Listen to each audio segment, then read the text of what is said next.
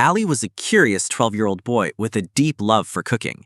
His room was always filled with the scent of spices, scattered kitchen tools, and half-finished food experiments. One day, his mother brought him an old, dusty book she found in a flea market. The title read, The Journey of Flavors. Intrigued, Ali opened the first page, which was labeled Honey Bread, Egypt, 1500 BC. As soon as he read it aloud, the room lit up with a golden glow. The ground trembled beneath him, and everything around him started to swirl. In the blink of an eye, he found himself standing in the middle of an ancient Egyptian market. The air was thick with the aroma of dates, wheat, and honey. People were kneading dough and baking bread under the sun. Suddenly, a glowing figure appeared before him. She introduced herself as Chef Ghazal, the spirit of the cookbook. "Each recipe in this book," she said, "is a portal to a different time in history." In Egypt, Ali learned how bread was made using natural fermentation, without ovens or machines.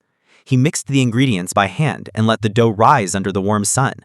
When he tasted the soft, sweet bread made with honey and dates, he realized that food wasn't just about flavor, it was about science, patience, and tradition passed down through centuries.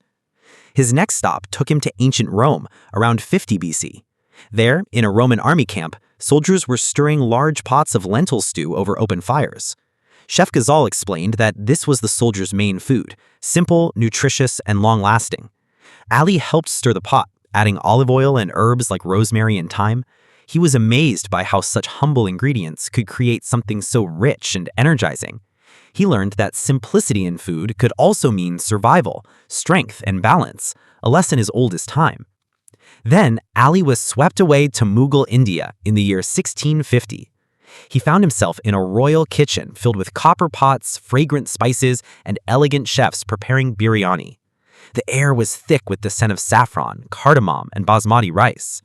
Chef Ghazal explained that Mughal biryani was a fusion of Persian, Central Asian, and Indian flavors. Ali learned how to layer rice and meat, how to balance spices, and how to use the slow, dumb cooking method to let the aroma build.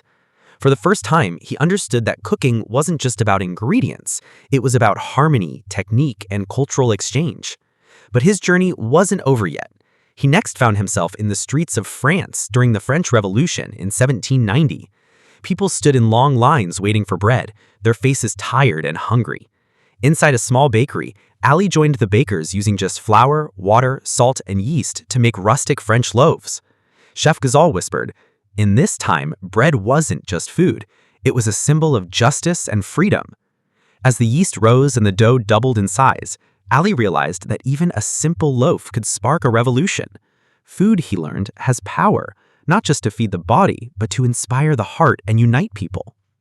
At last, Ali returned to his kitchen. The cookbook lay quietly on the table, glowing softly. But Ali wasn't the same boy. He had traveled through time, cooked with ancient masters, and discovered the history, science, and soul behind every recipe. That evening, he prepared a special dish for his mother, a history fusion plate with a sample of each recipe: Egyptian honey bread, Roman lentil stew, Mughal biryani, and rustic French bread. His mother took a bite and smiled with wonder. "This isn't just food," she said. "It's history on a plate." Ali grinned and replied, "Now every bite tells a story." And from that day on, Ali became known not just as a young boy who loved to cook, but as the time-traveling chef, a boy who discovered that behind every flavor lies a world waiting to be explored.